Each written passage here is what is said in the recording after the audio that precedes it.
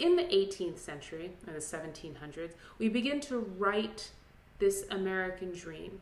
That is, we begin to declare it, write it into the paperwork that establishes this nation. The Declaration of Independence, the Constitution, phrases like life, liberty, and happiness. At the same time, we're talking about we the people, all men are created equal. We'll talk about the ladies later. That was sarcasm.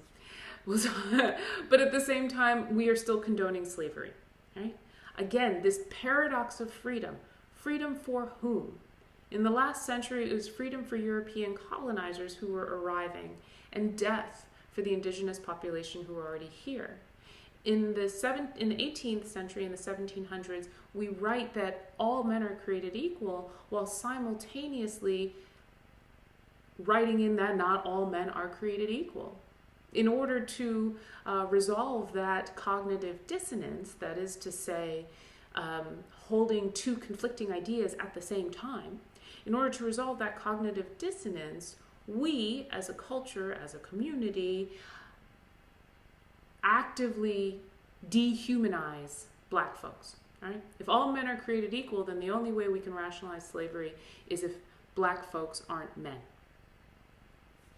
So the picture that's on the screen right now is Jefferson and one of his Black descendants, Shannon Lanier, of Thomas Jefferson and Sally Hemings, his a woman who was enslaved by Jefferson, with whom she had several of his children.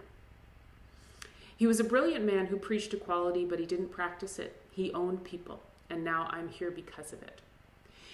And in this interview, it's a set of portraits that's being done in Smithsonian Magazine, I believe, if you, I'll share the link with you.